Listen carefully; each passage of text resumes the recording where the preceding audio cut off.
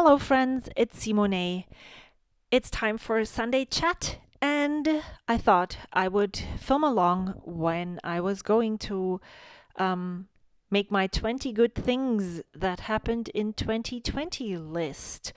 I was greatly inspired by Helen of the Coffee Monsters. She shared this one of her list on Instagram, and I was like, wow, I love this. I want to do this myself.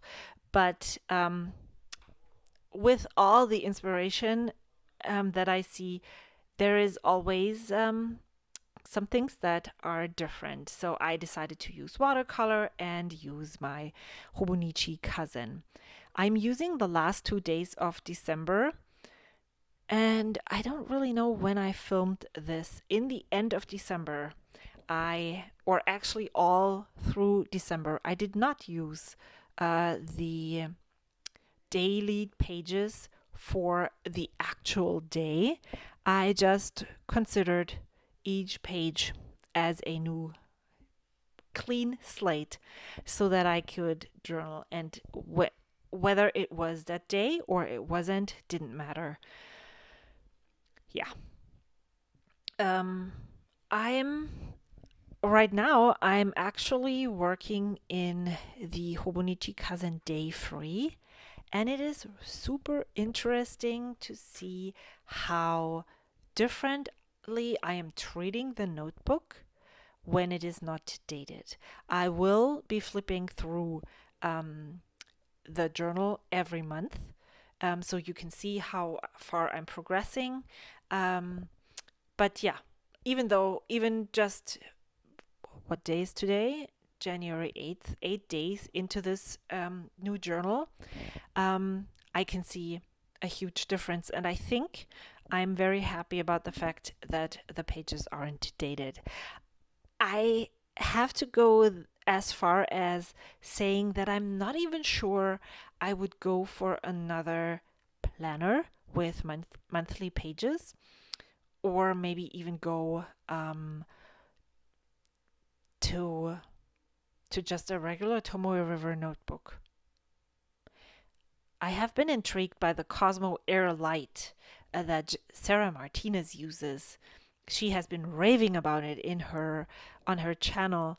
Um, so if you have one, and if you know how the paper compares to the Hobonichi paper, which is Tomoe River paper, let me know in the comments. I'm very afraid of the investment and then finding out that I don't like it. Yeah. So what am I doing? I am looking for 20 things that weren't that bad in 2020, even though 2020 was a crap year. Um, there were some small things that happened. So I'm going through my goals notebook. I don't know what you want to call it. It's a passport insert that I use to write out my monthly goals, to write out my word of the year, my aspirations, and then I also have um, monthly. I reflect monthly on the highlights of the month, the challenges that I had to overcome or struggled with, or never that defeated me, and also the accomplishments. And you might wonder what the difference between highlights and accomplishments are. Well, you can suck at something and not achieve anything, and it still can be a highlight of your month. Um, one month last year, I don't really think that was a highlight, but it was something that influenced our life that month very greatly.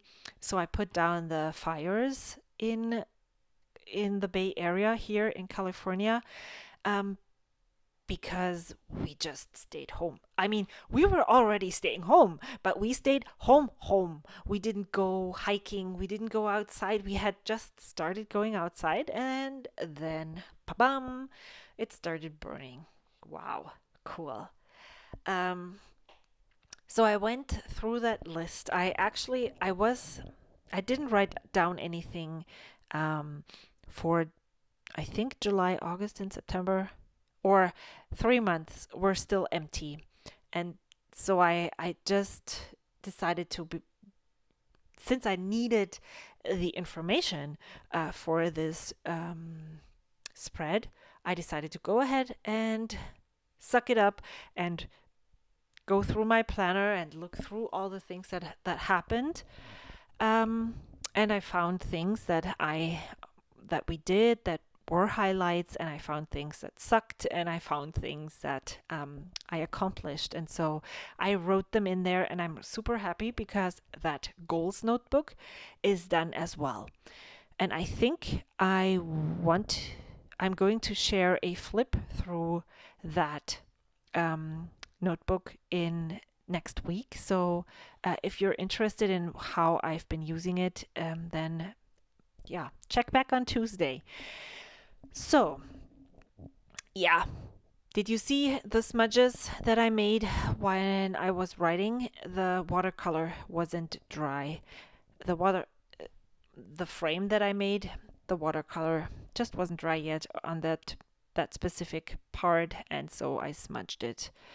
Um, you will see what I do at the end with those smudges, and I think it turns out quite okay. I have picked 3 colors from my currently inked pens, all the ones that are in the blue and green spectrum, and I am alternating through the 4 to write down the good things. I made a list before. I just wanted so that I could see how many, maybe the level of goodness, to see if that sums up to 20 or if I have to dig even deeper and find more things. But I actually crossed one thing off, and so that I would be able to get 20 good things. I think I just put 2 together and said that those were kind of the same category, and then I was able to use them. So what are they? So in the beginning of the year, we went to an escape room twice, and it was super fun. We loved the experience, and we were super sad that the escape room that we can actually walk to, it takes 10 minutes to get there by foot, is closing down, unfortunately. I mean, there's so many businesses struggling with um, due to the pandemic, and escape rooms definitely are not the category that you would call essential. And so they had sent an email at the end of the year that they didn't make it, unfortunately. But yeah, we were fortunate enough to go there twice, and we had so much fun. And then we started playing exit games. They were called Exit, the game. Um, they're super affordable on Amazon. Check them out if you just want to have fun for 2-3 hours with your. My husband and I usually just pick one of our kids to play it because it too many players is just too confusing, and so it's a nice thing that we can do with just one child. And then in January, I went to San Diego with my youngest son. We went to the beach, we went to the zoo. He competed in divisionals, and it was a good bonding time for both of us because we do. We just cooked together all afternoon on Tuesday. So, but I sometimes feel like there is a disconnect between the two of us because, well, I have a 16-year-old and he always like talks to me, blah, blah, blah, blah. And so the youngest, he's still very much a child. So sometimes we need to bond more. And then I went to nationals with him as well, and that was fun. Then on my birthday, those 2 things were still in January. Then on my birthday in February, I went to the San Francisco Museum of Modern Art, which was super interesting to look at. Um, and then my son just called me bro. Now he's probably just stomping into this room in a second. And then that was the stuff that we did before the pandemic.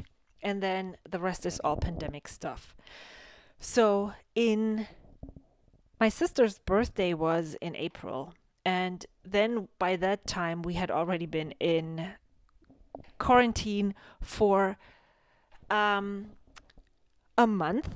And we, as a family, decided to have a Zoom birthday party, and it was super fun. We also then had a wedding party, kind of. So my sister, my other sister, she has been married for a year, and they were going to celebrate their church wedding this summer, but it didn't happen. And so we just had a Zoom wedding party, just the family, and it was super fun. So they are going to do their party whenever, but that was kind of a nice replacement. And then I started yoga. I did a 30-day yoga challenge in April, and then for some reason I completely fell off again. And then I started doing yoga with my husband as kind of an accountability partner. And that was the best thing ever because we have been doing yoga for this is the third month that we have been doing yoga with Adrienne. And it's awesome. I became an aunt twice last year. I started my first urban garden. We fostered and then adopted 3 kittens. That is like one of the best things that came out of 2020. We did lots of game nights. We played Seven Wonders, Ticket to Ride, Carcassonne, Settlers, and so that was fun too. We started watching series on TV series. I'm not big on watching TV series at all, but we watched The Expanse, Game of Thrones, and now just recently we watched Upload, and that was fun as a family. Then I started to use my Hobonichi cousin, which was a game changer, definitely.